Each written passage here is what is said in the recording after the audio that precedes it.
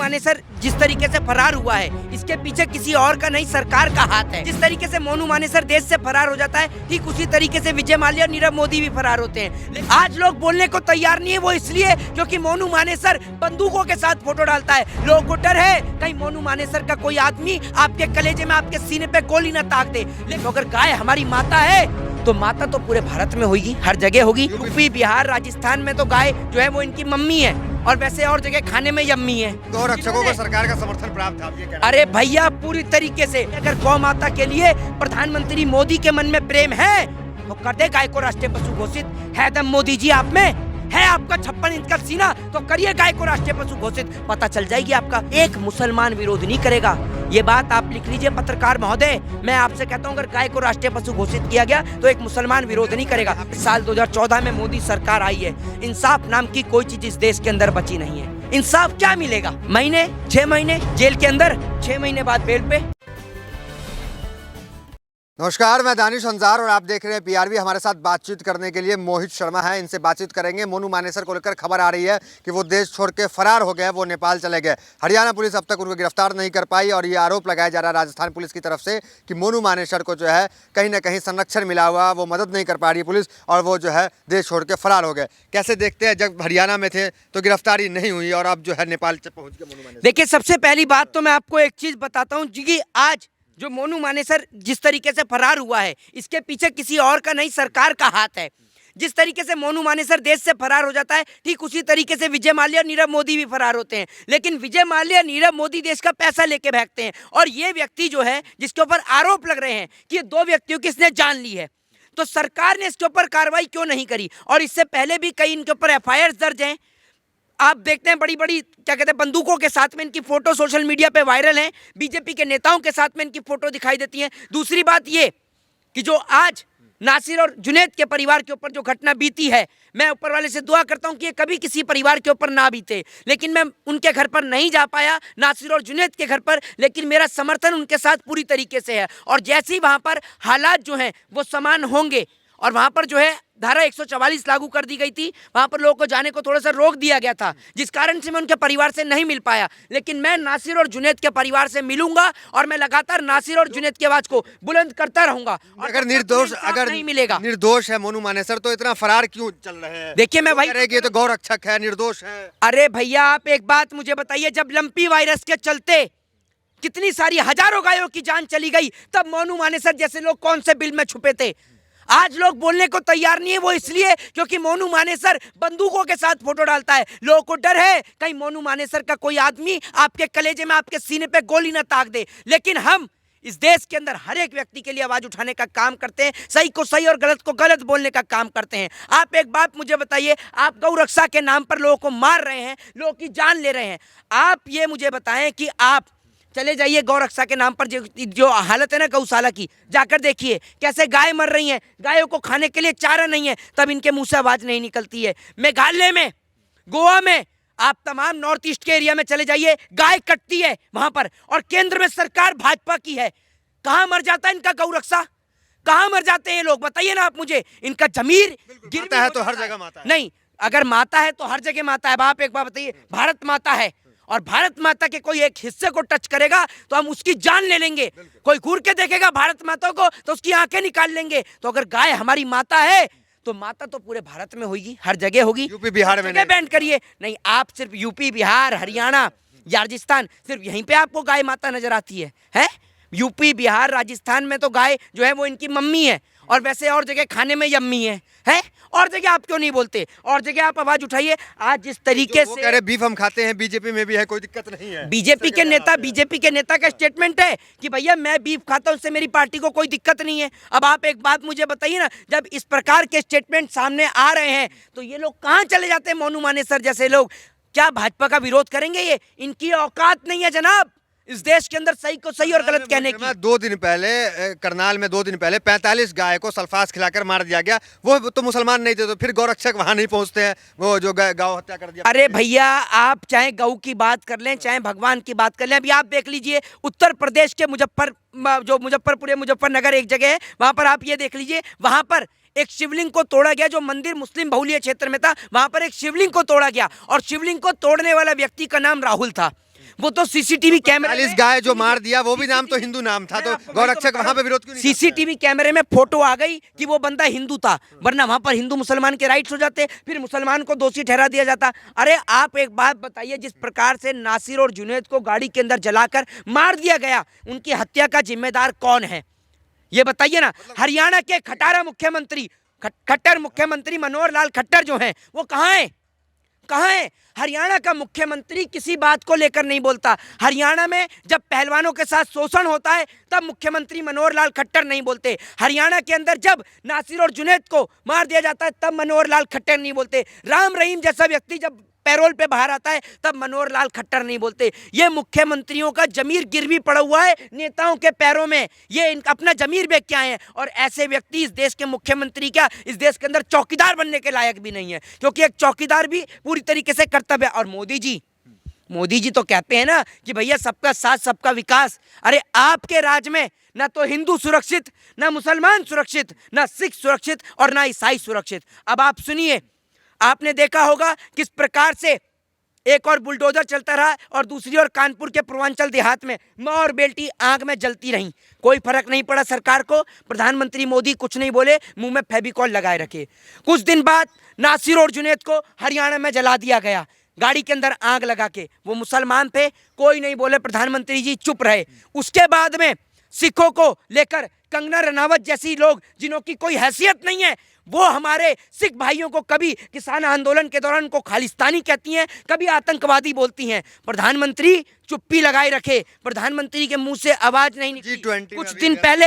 कुछ दिन पहले आपने देखा होगा किस तरीके से जीसस की मूर्ति को तोड़ा गया। प्रधानमंत्री मोदी कुछ नहीं बोले, चुप लगा के बैठे रहे। बुक फेयर लगा, वहां पर बाइबिल बांटी गई, बाइबिल बांटने को लेकर, फ्री में बांटने को लेकर हिंदू संगठन के लोग वहां पर जाकर हल्ला बोलते हैं। प्रधानमंत्री मोदी कुछ नहीं बोले, चुप्पी लगाए बैठे। देश को तोड़ने में, देश के अंदर चार भाइयों को अलग करने में अगर किसी का हाथ है तो देश के प्रधानमंत्री दो चरित्र की बातें बोलते हैं। एक और मंच पे खड़े होकर बोलते हैं सबका साथ सबका विकास। अगर सबका साथ और सबका विकास करते हो तो हथियारों को जेल के अंदर बंद करो, जिन्होंने नासिर और जुनैद को जलाया उनको जेल के अंदर बंद करो, जिन्होंने कानपुर के पूर्वांचल देहात में बुलडोजर चलता रहा, माँ और बेटी जल गई, उनको जेल के अंदर बंद करो। गौरक्षकों को सरकार का समर्थन प्राप्त था, आप ये कहना? अरे भैया पूरी तरीके से सरकार, अगर आप एक बात मुझे सोचिए ना, जो लोग सरकार की खिलाफत करते हैं, जब उनके ऊपर नोटिस आता है, उन पे एफआईआर दर्ज होती है या फिर उनका मर्डर हो जाता है, मैं आज खुलेआम बोलता हूं, खुले मुंह से, मेरे फोन पर आए दिन धमकियां दी जाती हैं, लेकिन मैं सिर्फ अपने परमात्मा से डरता हूं, मैं ईश्वर से डरता हूं। और इसमें इस रग में खून भगत सिंह, शहीद आजम भगत सिंह का खून दौड़ता है। गौ माता के लिए वीर, सवाल उठाएंगे, हो सकता है मोहित शर्मा को गौ माता के लिए प्रेम नहीं है। भैया गौ माता के लिए हमारे मन में प्रेम है, लेकिन मैं ये कहता हूं कि अगर गौ माता के लिए प्रधानमंत्री मोदी के मन में प्रेम है तो कर दे गाय को राष्ट्रीय पशु घोषित। है दम मोदी जी आप में, है आपका 56 इंच का सीना, तो करिए गाय को राष्ट्रीय पशु घोषित, पता चल जाएगी आपका। एक मुसलमान विरोध नहीं करेगा, ये बात आप लिख लीजिए पत्रकार महोदय। मैं आपसे कहता हूं अगर गाय को राष्ट्रीय पशु घोषित किया गया तो एक मुसलमान विरोध नहीं करेगा। सुन लीजिए, वो इसलिए नहीं करेगा क्योंकि उनको तो एक शांति मिलेगी कि कम से कम उनके बच्चे मॉब लिंचिंग के नाम पर तो नहीं मरेंगे, कम से कम उनके बच्चों को गाड़ी के अंदर जलाया तो नहीं जाएगा। यही मेरा सवाल है, क्या गौरक्षक जो है वो सिर्फ किसी अखलाक, किसी पहलू खान, किसी नासिर, किसी जुनैद, किसी जाहिद, इन्हीं के पास जाते हैं जहां गौ का इनको शक होता है? जहां 45 गाय, करनाल में बड़ी खबर है, आपको नहीं पता होगा, 45 गाय को गुड़ में सल्फास डाल करके खिला दिया गया और वो मृत हो गई, मर गई गाय। तो वहां गौरक्षक क्यों नहीं जा रहे? वो क्योंकि वो मुसलमान नहीं था, वो हिंदू था, तो क्या इसलिए नहीं जा रहे? वहां पर भी तो गौरक्षक की जरूरत थी। वो मुसलमान नहीं था, हिंदू था, इसलिए वहां नहीं गए, पहला पॉइंट। प्लस दूसरा, गौ से प्रेम होता तो वहां पर सरकार मोदी जी की है, मोदी जी के खिलाफ इनकी बोलने की हैसियत नहीं है। ये लोग अपना जमीर गिरवी रख के बैठे हैं, अपना धर्म गिरवी रख के बैठे हैं। और जो लोग धर्म से प्रेम करते हैं ना जनाब, वो लोग कभी किसी को मार नहीं सकते। ध्यान रखिएगा, हमारे धर्म में, हमारे धर्म हो या आपका धर्म हो या हमारे सिख भाइयों का या ईसाई भाइयों का, किसी भी धर्म में अगर कोई भी मुझे बता दे किसी व्यक्ति की जान लेना अगर लिखा है तो मुझे बताएं कि किसी का जान लेना लिखा है। गौरक्षक का मतलब सेवा होता है, लंबी बीमारी है उसमें गौरक्षक कहीं नहीं दिखे। भाई आप मुझे ये बताइए, आज की डेट में गऊ का मांस जो है नॉर्थ ईस्ट में आप चले जाइए, इतने लोग खा रहे हैं, बैन लगाइए ना, बैन लगाइए सरकार, सरकार कर दे गाय को राष्ट्रीय पशु घोषित अगर दम है सरकार में। लेकिन किसी निर्मम व्यक्ति की अगर ऐसे जान जाएगी, गाड़ी के अंदर जलाया जाएगा लिंचिंग के नाम पर, मॉब लिंचिंग के नाम पर, नासिर और जुनैद जैसे, आज नासिर और जुनैद है तो क्या पता कल को कोई मोहित हो। आपको क्यों डर है? नहीं, मेरे को इसलिए डर है क्योंकि एक बात आप मुझे बताइए, अगर मान लीजिए मैंने व्हाइट कुर्ता पहन रखा है, कुर्ता पजामा पहन के मैं गाड़ी में जा रहा हूँ बैठकर, और गाड़ी में बैठकर जा रहा हूँ, मेरे माथे पर तिलक नहीं है, मेरी गाड़ी के अंदर पीछे मैं गाय को लेकर आ रहा हूँ पशुपालन करने के लिए, उसका दूध निकालने के लिए गाय को लेकर आ रहा हूँ, और मान लीजिए 10 लोग इकट्ठे हो गए, और इकट्ठे होने के बाद मैं इतने में बता भी नहीं पाऊंगा कि मैं कौन हूँ और कौन नहीं, और मान लीजिए मेरी गाड़ी में आग लगा दी, तो कल को, आज तो किसी नासिर और जुनैद की जान गई है, कल को मोहित की भी जान जा सकती है, किसी की भी जान जा सकती है। भाई आप अगर अपने हाथ में कानून को लेंगे, लॉ एंड ऑर्डर अपने हाथ में लेंगे, तो ऐसे तो किसी की भी जान जा सकती है। क्या आज की डेट में जान लेना इतना सस्ता हो गया? किसी व्यक्ति की जान इतनी सस्ती है, जान की कीमत इतनी है कि कोई भी कैसे भी जला सकता है। इंसाफ मिलेगा नासिर जुनैद के परिवारों को? क्या लगता है सरकार इंसाफ? देखिए, इस देश के अंदर जो इंसाफ, मैं आपको बता दूं, आज की डेट में जब से साल 2014 में मोदी सरकार आई है, इंसाफ नाम की कोई चीज इस देश के अंदर बची नहीं है। इंसाफ क्या मिलेगा? महीने, 6 महीने जेल के अंदर, 6 महीने बाद बेल पे, इससे बड़ा, इससे ज्यादा इंसाफ क्या मिलेगा? फांसी पर तो लटका नहीं देगी सरकार, इससे ज्यादा क्या करेगी?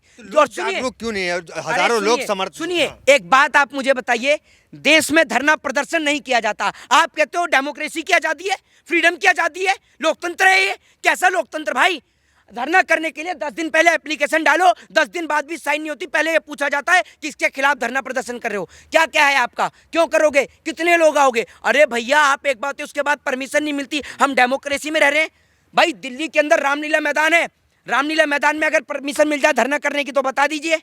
तो ये जो हजारों लोग जो गौरक्षक बन करके मोनू मानेसर के समर्थन में आ रहे हैं, तो क्या ये मतलब हिंदुत्व के नाम पे गुमराह किए गए लोग हैं? मेरी बात सुनिए, आप 2 एप्लीकेशन डालिए, एक एप्लीकेशन डालिए कि हमें सरकार के विरोध में धरना प्रदर्शन करना है, और एक एप्लीकेशन लगाइए हमें सरकार के पक्ष में धरना प्रदर्शन करना है। जो विरोध वाली धरना प्रदर्शन वाली याचिका है उसको खारिज करा जाएगा, और जो सरकार के पक्ष वाली याचिका है उस धरने को अलाउ किया जाएगा कि आप धरना करिए। धरना परमिशन करने मानसिकता सरकार, भाई सरकार की दोहरी मानसिकता। सरकार ने पुलिस प्रशासन के अधिकारियों को सीधा ये चेतावनी दे रखी है कि भैया ट्रांसफर मार देंगे, सस्पेंड कर देंगे, लैन हाजिर कर देंगे। लेकिन अगर आपने धर्म के नाम पे, मेरा सवाल नहीं, आप नहीं समझे, मेरा सवाल ये है कि जो गौरक्षक मोनू मानेसर के समर्थन में हजारों लोग इकट्ठा हो रहे हैं धर्म के नाम पे, गाय के नाम पे, तो क्या वो धर्म समझ नहीं रहे हैं? क्या उनको जानकारी का अभाव है? जनाब, आप सारी बातें जानते हुए भी मुझसे पूछते हैं, मेरे को तो इस बात का दुर्भाग्य है। 80 करोड़ लोग इस देश में भूखे। मोहित शर्मा ही क्यों बोलते हैं? सिर्फ मोहित शर्मा ही सामने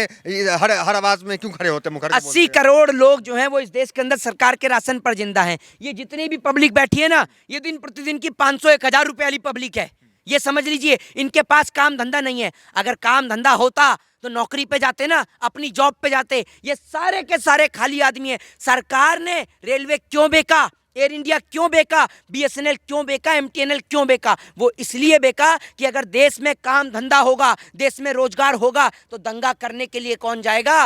मस्जिदों के ऊपर कौन चढ़ेगा? मंदिरों के ऊपर कौन चढ़ेगा? हिंदू मुसलमान कौन करेगा? इसलिए नौजवानों से शिक्षा के लिए किताब छीनी गई, रोजगार वाले व्यक्तियों से उनसे रोजगार छीना गया, और तमाम सरकारी कंपनियों को बेचा गया ताकि लोग खाली बैठे और सरकार के 5 किलो राशन पर जिंदा रहें और 500-500 रुपए में दंगे और फसाद करने का काम करें। आखिरी सवाल, वो लोग ये आरोप लगा रहे हैं कि ये गौ तस्करी पहले से करते थे, जो मोनू मानेसर की टीम है पहले से निगरानी कर रही थी, तो गौ तस्करी का आरोप भी अरे मोनू मानेसर गवर्नर है, जज है कहीं का, है क्या वो? ये बताइए ना आप मुझे, कहीं गवर्नर लग रहा है? भाई साहब, अगर कोई व्यक्ति गलत करता है, पुलिस को सूचनाएं देता था, सूचना दीजिए, आप FIR करिए। अगर पुलिस नहीं कार्य करती है, सरकार आपके पुलिस कैसे कार्रवाई नहीं करेगी? जब आपको इतनी बड़ी सह है, आपके इतने बड़े बड़े लीडर्स के साथ फोटो है, तो पुलिस कैसे कार्रवाई नहीं करती? आप पुलिस को FIR देते, अगर पुलिस की FIR पे काम नहीं हो रहा, आप हाई कोर्ट पहुंचते, आप सुप्रीम कोर्ट पहुंचते, सुप्रीम कोर्ट में याचिका लगाते, क्यों नहीं लगाई? आप जान ले लेंगे किसी की? किसने हक दिया आपको जान लेने का? मैं तो ये कहता हूं कि जस्टिस जो अभी सुप्रीम कोर्ट के जो चीफ जस्टिस ऑफ इंडिया हैं, CJI चंद्रचूड़, वो उनको जो है वो इसकी जांच करनी चाहिए और इसके लिए कमेटी बनानी चाहिए। ये मैं उनसे निवेदन करता हूं, क्योंकि अभी जो कुछ जज की जो प्रणाली, निष्पक्ष प्रणाली इस देश में बैठी है, मुझे पूर्णतः उम्मीद है कि न्यायपालिका एक ऐसा इन जैसे जो जिन्होंने नासिर और जुनैद की हत्या करी है उनको ऐसी सजा देगी ताकि दोबारा इस देश में कोई नासिर और जुनैद जैसी हत्या ना हो सके। जय हिंद, जय भारत, वंदे मातरम। चलिए, ये मोहित शर्मा थे, कानून की पढ़ाई कर रहे हैं, बड़ी बेबाक तरीके से अपनी बात को मीडिया के सामने रखते हैं। हर तमाम मुद्दे पे, चाहे मुद्दा कानपुर का हो, चाहे मुद्दा राजस्थान का हो, तमाम मुद्दे पे इनको आप मीडिया के सामने बातचीत करते हुए देखते होंगे। तो फिलहाल वीडियो में इतना ही, मिलता है अगले वीडियो से। बने रहिए हमारे साथ। बहुत बहुत धन्यवाद।